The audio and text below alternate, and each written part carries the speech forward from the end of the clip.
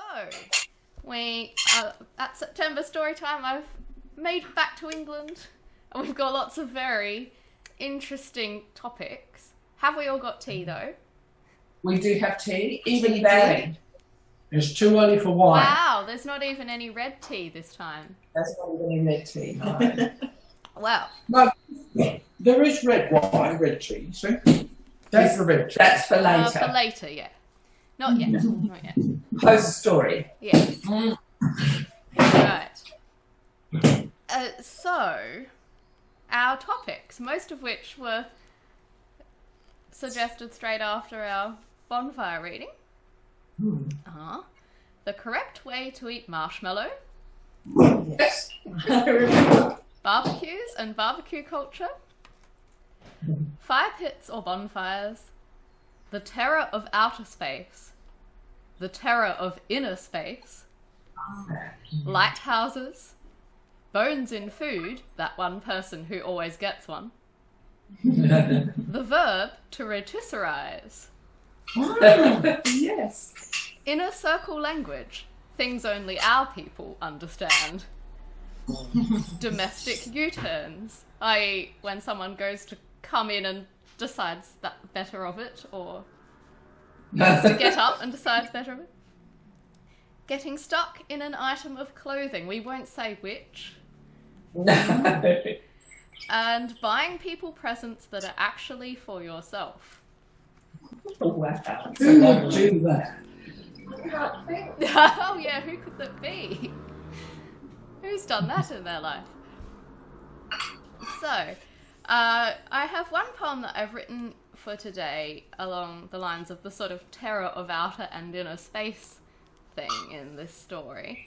I'm also going to read a couple of older ones because they just really suit the story and the topics in it. So it'd be cute to include them. So the poem I've written for today is called Out There. Out there, what adventure. That void could be our future. Be brave, explore, discover. In the fear, in the emptiness. Out there, a place we could be lost. A place we could be forced. We have plenty of those in here to conquer first. All the unknown voids threaten, yet beckon. Those out there and those within. Oh, nice. Can relate. So this is a very short, almost haiku-like thing from way back when I was doing the daily poems called Lanterns. In the darkness, we say that we cannot see. Yet small light things show up to us like suns, and it's then that we truly see them, and only them. Nice.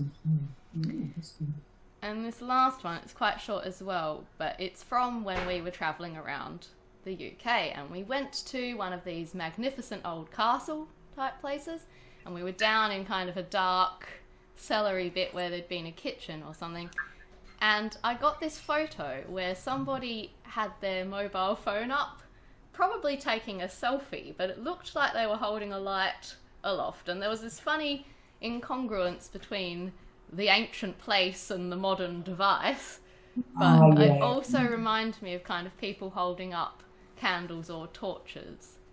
So this is Lights in Time. That's nice. Little lights in the darkness, held up since the beginning of our kind, passing a message, offering hope, sharing a sorrow, or promising to fight. Ancient though a space might be, changed though we all are, still, humankind hold up little lights in the darkness, proudly showing where we are.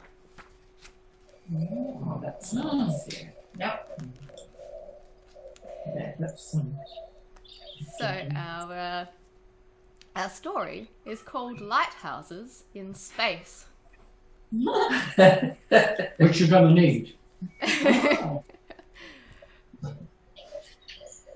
Department stores were never okay, Ella reflected, looking around furtively as her best friend Violet attempted to replace the mannequin's arm. remind me again why we came here, she moaned, as the nearest shop assistant began to move purposefully towards them. Well, I came here so that you wouldn't have to come on your own, Violet replied pointedly, finally managing to reattach the hairless plastic figure's limb and gingerly easing the model back upright. I'm so glad I did. The intercom came on. Fiona? Lingerie department. Fiona? Ella put her hands over her ears and knocked the mannequin again. Oh, Ella! Violet fumbled, caught the mannequin, looked shocked, and then reached out to push Ella away. Get further away! Seriously! I told you to put these on while we walked through to the pants, at least. She waved the headphones at Ella again. I told you, Ella snapped, throwing her arms down and nearly knocking a different mannequin that sat on a platform across the aisle. I don't like them. It's like if I wanted you to wear a blindfold because the lights are too bright or something. You'd freak out if you couldn't see, right? That's totes not the same. You can still hear some stuff with the headphones on, Violet snapped back, looking upset. Is this even gonna work? You will say if you want to leave, right? Ella snorted. No. People will hear me and talk about how we're weird. Violet rolled her eyes. Thought their opinion of you was none of your business. Anyway, you are weird, Ella. Between my lack of coordination and your violent reacts to sound, we just started a mannequin massacre. I think people know already. She eyed the shop assistant, who had stopped a short distance away now that the mannequin was stable and was watching them suspiciously. Ella poked Violet very hard in the arm. You're weirder, and you'd be embarrassed. Ow! Yeah, okay, whatever. But let's, decide something else to say then if one of us wants to get out of here. TBH, I don't like it in here much more than you do. Ella looked around them. Size 14, she pronounced. If we need to leave, say size 14, because that's a normal thing to say at the clothes shop. Also, FYI, you aren't supposed to say those things you write on Insta. 40 minutes later, Ella and Violet were at the entrance to the changing rooms with 10 pairs of black pants. I'm not going in there, Ella, Violet said firmly. I don't like trying stuff on. Just stay in your cubicle and do that thing where you focus on the music or whatever. Ella glared. What if I want your opinion on something? Violet threw her hands up. Then come out of the cubicle and stand in the entrance bit and I'll be able to see you from here. Seriously though, just make your own mind up, okay? I don't need to see you in every friggin' pair of black pants in history. After Ella went into the dressing rooms, Violet felt a bit forgotten. Everywhere she looked, there seemed to be mirrors. She poked at some eyeliners and took some hats on and off without really looking at them. Ella would be ages. This wasn't going to work. She took her phone out of her pocket and paired it with the fancy headphones via Bluetooth. Might as well get some use out of them. That podcast from yesterday would get her head out of this clothes department and somewhere more fun. Violet slipped the headphones on, squashing her newly cut hair. She didn't like the cut today anyhow. Inside, Ella hung the pairs of trousers on the one hook in the cubicle. How hard could it be to choose a pair of black pants? As it turned out, very. Violet was right. There really was no such thing as business trousers that both fitted and looked tolerable. Finally, Ella stood looking at some black jeggings in a sufficiently non-denim fabric to be accepted at choir auditions. Yes, these would do. Ella turned sideways and tested to see if her phone could go into the pocket. There was a light, chime-like tinkle. Oh. She tilted her head. What was that? Was there a metal tag? Ella twisted round. On the floor, she spotted a small black something about the size of a large ant. She bent to pick it up and looked. Oh no. She looked down at the jeggings. Sure enough, beneath the bottom of the waist was a zip with no zipper top attached. Oh. And unlike every pair of jeans Ella had ever had, this fly did not seem to unzip on its own once the button was undone. Ella tried to grip what was left of the top of the zip, but it eluded her fingers. "Violet!"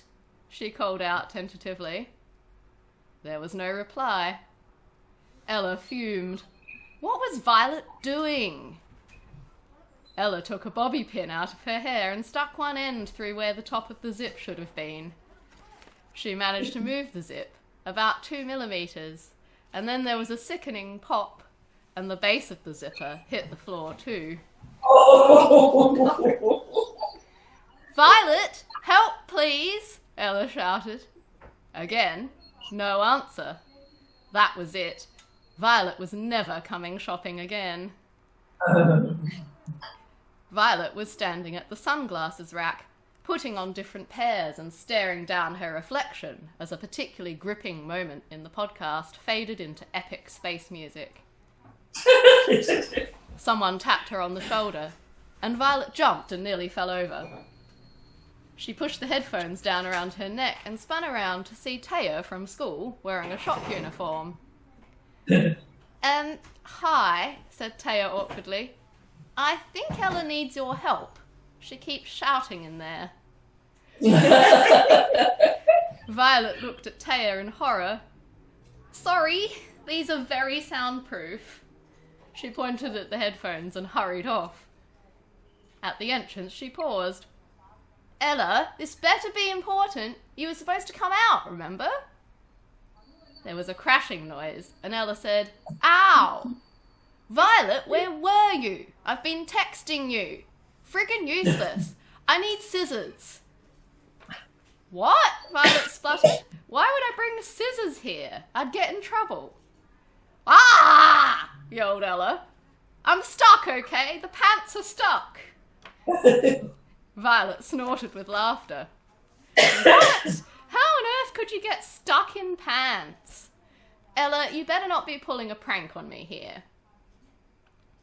When Ella finally convinced Violet that she was indeed stuck in the pants, Violet got Taya, who got her manager, who got scissors, and Ella was sold a new pair of jeggings with zip intact, despite Violet's misgivings about the idea of purchasing the item that had just broken on her. This has been the most embarrassing shopping trip of my life, Violet declared, and I once knocked over an entire basket of rubber beach balls. Your family barbecue nights better be amazing. Well, you've been the most unhelpful helper I've taken on a shopping trip in my life, retorted Ella rudely. Violet looked hurt and Ella felt mean. Then Violet sniffed. What's that amazing smell? She suddenly detoured through a smaller aisle. I don't know, huffed Ella, dashing after her, unsure how to be nice again. I can't smell anything on account of being too busy hearing like 100 things. There was a radio playing over the intercom, which was currently transmitting a very bad ad jingle. But Violet seemed to be on a mission, so Ella dragged along behind and played with some hair clips while Violet poked a shelf of perfumes around for 10 minutes. She supposed it was the least she could do, really. In the car on the way back to Ella's, Violet suddenly said, Do you think Violet is a pretty name? Ella scoffed. No, it's your name. I've never thought of it as anything besides that. She glanced at Violet sideways, trying not to look away from the road too much. Pretty sure you're just hangry. Violet put her feet on Ella's dashboard. I'm not hangry. I mean it. I want a cool nickname that everyone calls me instead. Ella indicated with her expression that A, she did not like this idea at all, and B, it was not okay for Violet to have her feet up like that. Violet took her feet down again. Is there going to be homemade bread? Ella smiled. Probably. As soon as Ella slid open the side door, a gangly, fair-haired young man, wearing a band hoodie over a formal shirt, burst out of the living room and messed up Ella's hair. Ella la la! We're gonna have a fire! Ella bounced up and down and replied, Fiery fire! Then she seemed to remember Violet was there. Violet, this is my big brother Carter. Carter, Violet. Fiery, flamey fire, Violet volunteered. Carter and Ella both gave her strange looks. No, Violet, you don't do that. And you're doing it wrong anyway, Carter told her. Ella grabbed Violet's arm. Don't be salty, it's just weird family language. Let's go see if the fire's lit yet. Outside, Ella's mum Becca was adding medium branches to the brazier, and her dad Kev was wiping down the barbecue plate with a piece of oily paper towel. Oh, hi Violet, said Becca. How did you get on at the shops? Violet looked at Ella, and then they both said at the same time, Oh, fine. Becca smiled. Great. Not too noisy, Ella. Ella shrugged. A bit, but Violet was really helpful. Violet looked sideways at Ella at this, but Ella didn't meet her gaze. Carter came out of the house, carrying a big tray of cut-up potatoes, meat, and mushrooms. Here as, Dad, he said, putting it down at the side of the barbecue. Violet thought she must have misheard, but then Kev said, Great, I as it now. Bent to fire up the hot plate. Ella noticed Violet's bemused expression and giggled, clearly delighted. Becca gave Violet a smile. If you're round here enough, you'll learn McInnes language, Violet. Carter used to say as instead of is when he was little, and it sort of snowballed. Then she gave Ella one of those mum looks that means, will Violet be round here more? I hope Violet will be round here more. Which Violet understood much better than as, but Ella seemed oblivious and started poking the fire. Violet looked back at Ella's mum. My family say some kind of unique stuff too, she told her. When my mum sees a slow car in front, she calls it a lumbu, which apparently means cow in Malay, because I guess cows are kind of slow. At least cars are meant to go faster than cows, right? I like that, laughed Becca. What a satisfying sounding word for something annoying. I hope Ella didn't drive like a lumbu today. She was definitely a lumbu on her L's, weren't you, Ella? Mom, Ella exclaimed. Violet offered to help Kev with the cooking. But Carter glared and told her that no one was allowed to help Dad with this, as it was a dad duty. Yes, said Violet. One of those essential man jobs that no one else may join in lest they try to take some of the credit. Ella smirked and snorted. I bet someone else did all the cutting up and making salads and brought out the oil and the utensils and everything, Violet continued, encouraged. No, Kev objected. I cut the meat and marinated it overnight. I made 3 kinds of salad and I proofed the bread. Oh. Violet looked quite disappointed.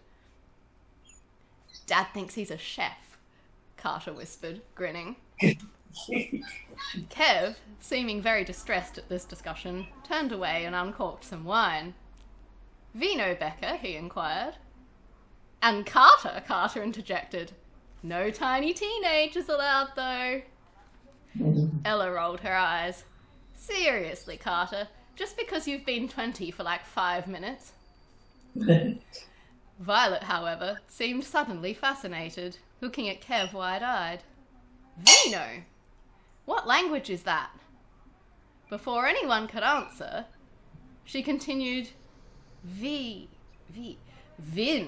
like vine. Like violet, but darker and cooler. That's gonna be my nickname. She stared around at them. You'll all call me Vin, right? Becca, Kev and Carter all shrugged and nodded, but Ella glared. I hate it, she declared. Violet is a nice springy name. Vin sounds like bin.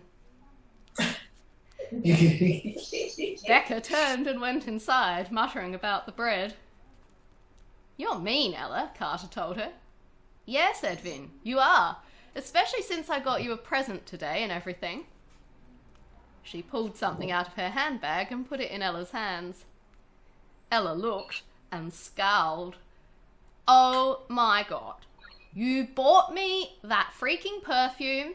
This totally isn't for me at all, is it? You got it for me because you like it. That's weird, Violet. You're being freaking weird. Becca, who'd appeared at the door with the bread, looked at Ella, turned, and went back to the kitchen. Vin was searching for words to object to Ella's accusations when Carter, who'd been stealing bits of salad from one of the bowls on the outdoor table, burst into a sudden coughing, spitting, choking fit that silenced everybody. After much pounding on the back from Kev, Carter produced what appeared to be a chunk of fish bone from his mouth. How on earth did you get that in salad? Demanded Kev. Tomato, puffed Carter. It was on the tomato. Ella rolled her eyes.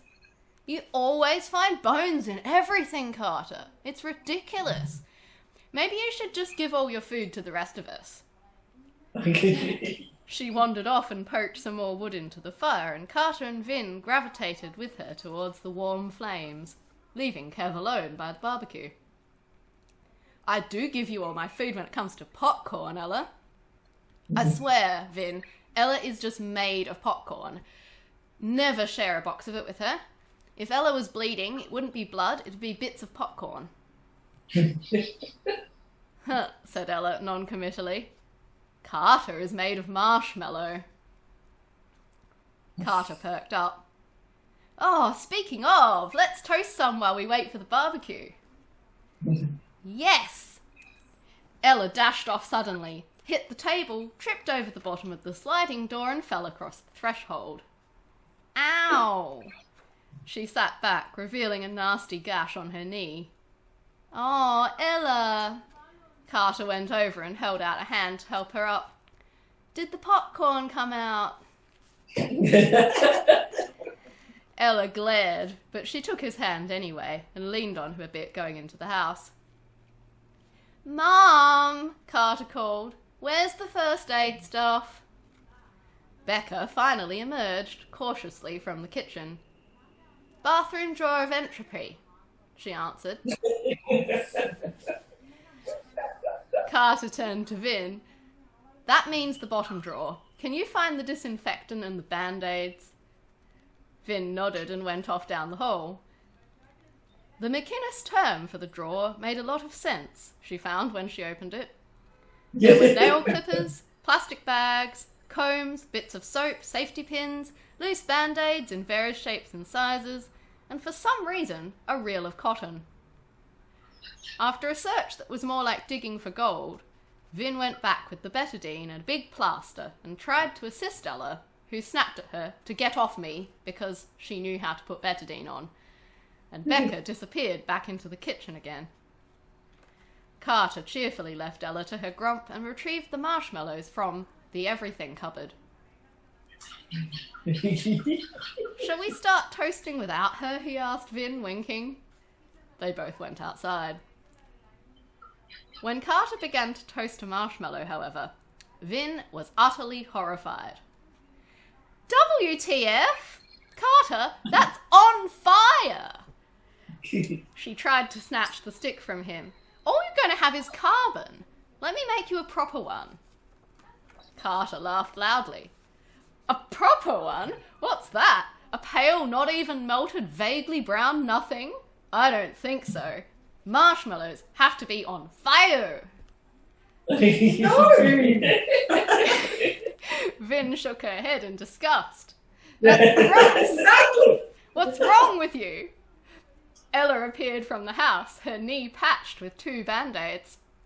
Ella, Carter demanded, settle our debate. What is the correct way to cook a marshmallow?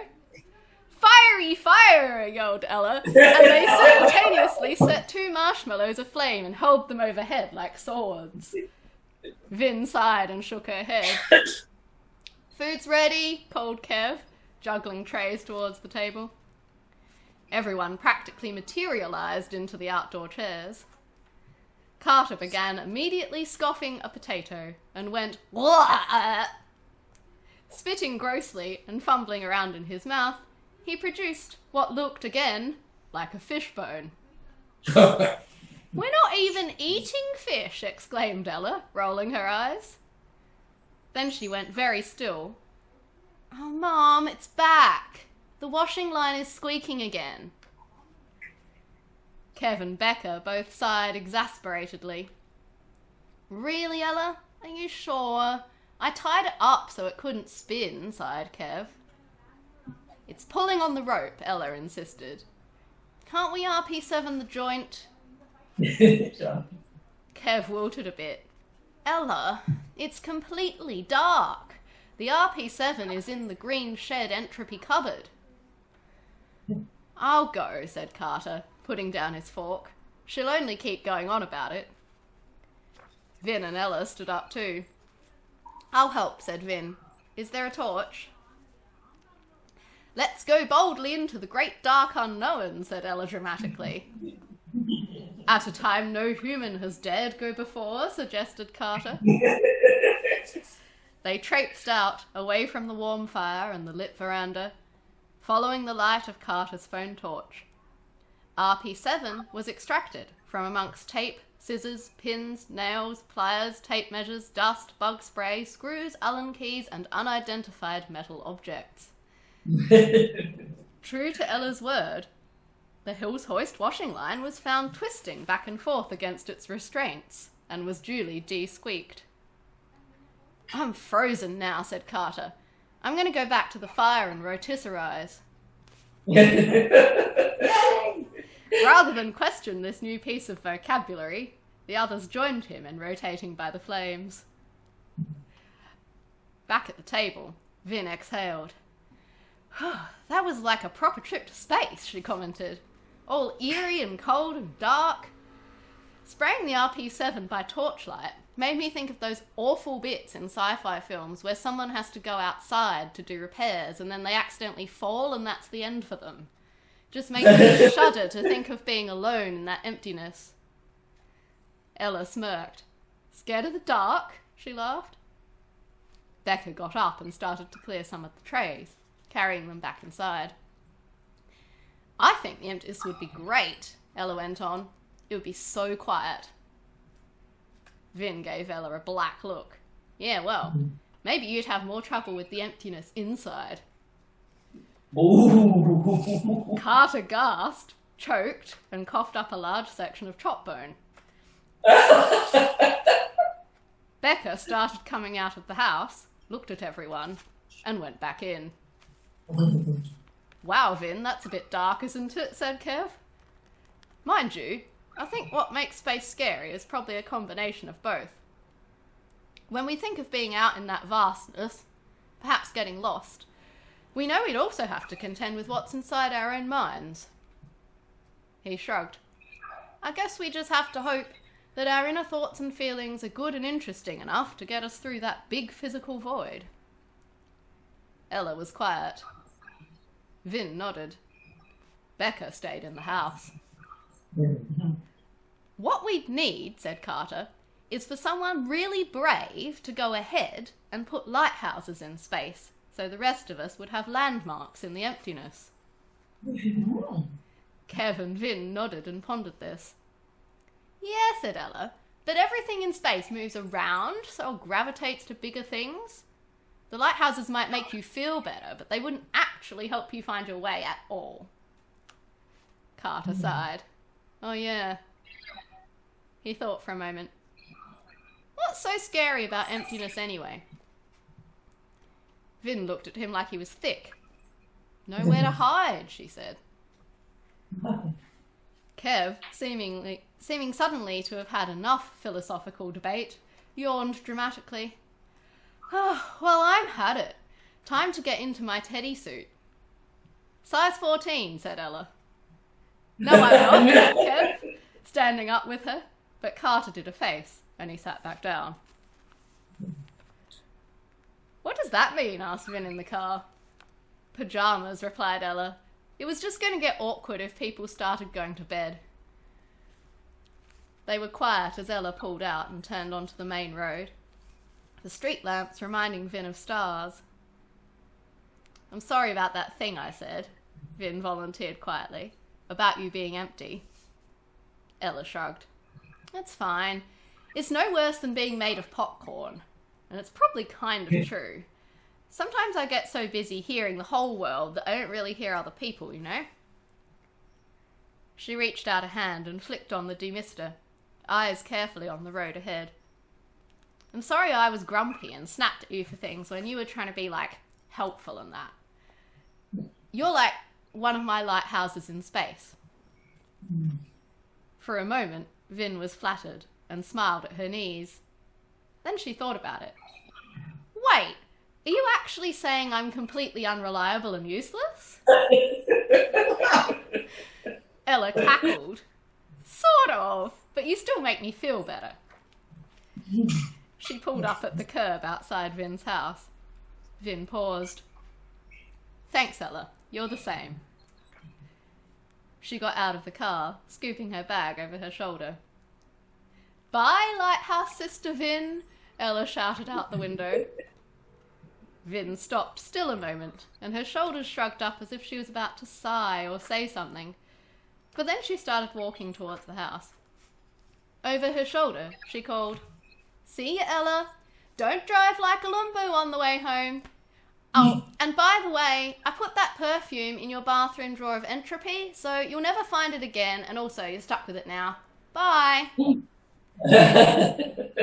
She slipped in her front door, shut it quickly behind her, and was gone. Ella fumed at the steering wheel for a bit, and then she drove like a lumbu all the way back to her parents' house. Oh, it's just a lovely story. Yay! It's nice. Oh, Jen, lots of humour. That was so funny. Yeah, very clever. There's going to be some recognition and of embarrassing moments. Yep. Yeah. Yes. And all of those strange family sayings were real ones that various people have.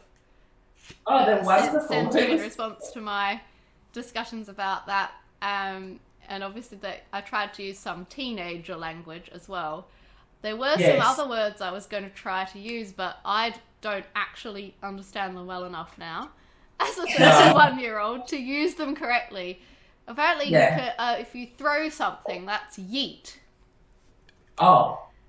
Someone explained this to a friend of mine as in the context of I yeet the beer into my mouth.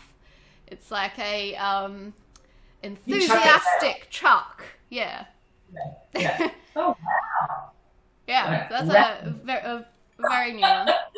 Barry's shaking his head. Yeah. At 64, that's even more distant than at Sarah. It's just extraordinary. Wow. But you know what hangry is, right? Oh, I love that hangry. Where did that come from? That's a beauty. I was thinking of Lloyd as you said, hangry. We do say Lloyd is hangry. Hangry was around a bit when we were sort of late high school, early uni. That started to be a thing. I've never heard hangry. Never heard hangry, but I think it's extra. I think Barry gets hungry sometimes. Yeah, lots of people do. So lots of people get a bit tetchy when they're hungry. So it's just it's one of those things. Like in German, there's a word Morgenmuffel, which means someone who's grumpy in the morning because they don't like waking up. Oh, that's wonderful. That was a really interesting discussion. I'm not sure whether you were party to that, Beth, but Sarah had a discussion on Facebook And one of our friends is a friend with Mark and Margaret, and she's Dutch. Okay. So she talked about expressions that she's translated literally from Dutch to English that that have become like family currency. Right. And one was wearing your soul under your arm, which is a beautiful one. Soul under your arm. And that's when you're feeling a bit out of it and uncertain and so on. Yes. Just Interesting. lovely. Way to translate. And yeah, you know, then we went off on a bit of a tangent on all this stuff about when you mishear things. Like my dad used to say, Sand Fairy Ann. I only remember this late this afternoon, but he used to say Sand Fairy Ann. He'd go, oh, Sand Fairy Ann, like that show. And eventually, I forget how old I was, maybe 12 or so. And I said, what? You know, what's that? And he said, oh, you know, Taff used to use it. Taff was a sailor and a family friend. And when later I learned French, I decided, oh, okay, this is an approximation of San Ferrien. Oh. San Ferrien, which the French say, meaning it doesn't matter. It's fine. Yeah. So I'm sure, and Barry does this well with favourite. That does not mean that. That's another good topic, actually. When people use the same thing, like in every circumstance, like there are some languages where there is a kind of thing by phrase that you can. What did I say? It's just... You remember the football jingle that you'd. Oh, right. Yeah, our football team, in their song, they had the line, everything that we hold dear. And the football supporters didn't have particularly good diction. So you can imagine they go, everything that we hold dear. And so I thought it was whole dear. Like a whole deer. dear. Not just a bit of the whole thing. Yeah. I'm quite sure I had to do with the subject. But... Well, it was the Panthers. Oh, okay. Well, that's true. That could have been part of it. So they ate the whole deer. I'm not sure if I thought it was like a whole deer or like hold ear.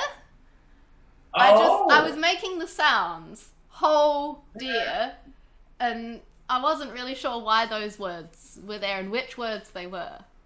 I was just a bit confused. Why is this in the song? Yes. Much like Beth. Yeah. What is that doing in the song? Exactly. Yes. That's a really interesting thing to pursue for next time. Oh, yeah. Yeah. Yeah. Good one. Yeah, mishearings I think would be a lot of fun because I think there are lots of great ones from song lyrics and things. Oh, that's great. Yes. Yeah. But also sort of when people have heard something in one language and tried to say it, and they're not saying what it actually is, they're saying what it sounds like how I was saying whole deer. They're just saying the sounds, but the words they're actually saying are not right. So if they ever write it down, suddenly it becomes very funny to native speakers of the language. Actually, Beth will have some beauties of those. Yeah. Having worked with students. Yes. Yeah. I told you once, Sarah, about a Greek student I had, and I asked him to write a paragraph. And when he came back, he'd started with this beautiful word spelled first, able. First of all, something or other. So, you know, instead of first of all. So I think that's a lovely word. Did you see when somebody had written specific clay? Oh, specific clay. Beautiful. I need such and such. Was it just thinking typo? I don't know. It could have been a typo because I can see how if they wrote it really incorrectly, then the spell check might have broken up those words. So I don't know if that was what they think specifically is, or if it's that was it just did that. I'm not sure. Oh, that's lovely. Yeah, but that was a funny one. I was just thinking something else. Oh yeah, when I was younger, I got really paid out by Hosanna and Tiffany for this we were doing this thing where we were being like the famous five, and we had little notebooks and we were doing detective work, and we were trying to catch the school celery thief. And because there's somebody who was going into the school garden, pulling out all the celery, and then like leaving bits of celery all over the school. And so that was our first case. And so in my notebook, I wrote this morning, like S morning. This morning. Yeah, this morning. Yeah. I saw, celery down by room 45 or whatever. And the others came and looked in my notebook. What's this? What's morning? And I thought that was really hilarious. But I'd never realised that this morning was this morning being said as a contraction. I just thought that was a different expression altogether. Yeah, this morning. Yeah. This morning. I like the child praying, Hail Mary, full of grace, blessed art thou among swimming. Among swimming. Is the word of Jesus. Yes. Amongst blessed art thou amongst women. Yeah. Because when people say things automatically, they say them carelessly. But I like the amongst swimming. I think that added a whole new something to the Hail Mary. Actually, there's a film in which they're singing a hymn I was in church. So they're singing a hymn, and a section of them are doing an alternative set of lyrics. That I wish I could think of a friend of mine at high school had a national anthem equivalent, and when everyone sang the national anthem at her old school, they would all sing Australians all eat ostriches. What do you think they're yummy? And they made the words sound like the real words enough that the teachers didn't know, and they were singing the whole thing with this alternative set of lyrics. Oh, we could do that. We should do that around the campfire. Oh, another thing that I quite like in the story is that concept of accompanying somebody, because they're your friend, to something that you really, really don't enjoy. Yes. That's and then you kind of got to make the best of it. Yeah. Whether you come out going... Yes, concert. I enjoyed the yes concert. But it was noble of me to fly to the Gold Coast. And, Very brave. Yeah. Put up with all that time in the rainforest. And, Dear. Oh, how difficult. That was a 3-hour concert on the end of it. Yes. I'm just going to have a look at what our next date will be. October 2nd is a Wednesday. Oh, so that means it'll be an early one, does it? Let's have a look. No, it won't. No, it'll be because the Tuesday the first. the second. It'll be the Saturday. 12th.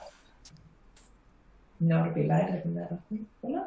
Oh no, it'll be about the first. Yes, the first Saturday is the 5th, and the second Saturday is the 12th. That's right. Yeah. So the 12th of October.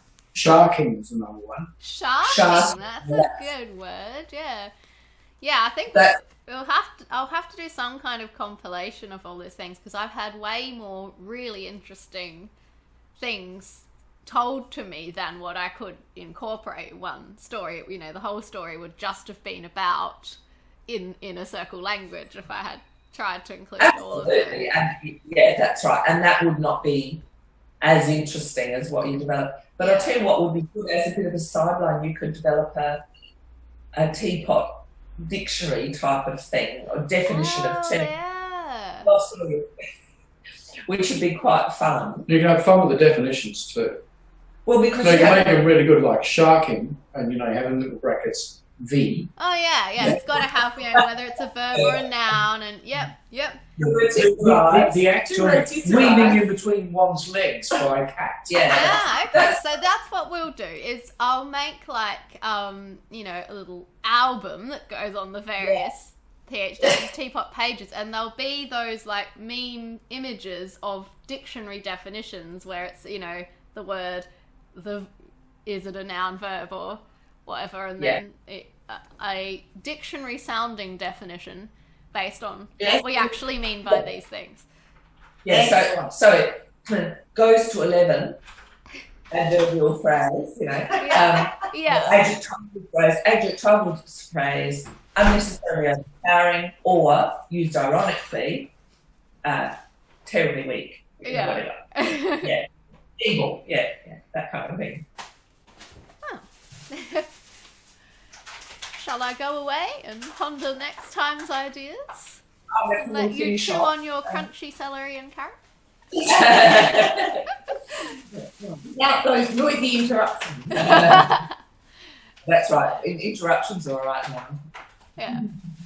In the story, sometimes, sort of today, they kind of act almost like sound effects. Yeah, there were, some of them were kind of like appropriate. I mean, because when they were in the shop, that was sort of appropriate. So it was quite interesting, I thought, today.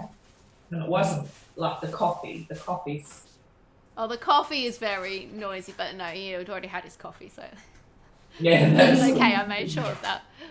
And the having of the, like, oats, because spoons on bowls, it's the sounds that I was saying at the bonfire. Don't worry about, shifting or laughing or murmuring, but please don't make the sound where the metal object touches the ceramic or the pot.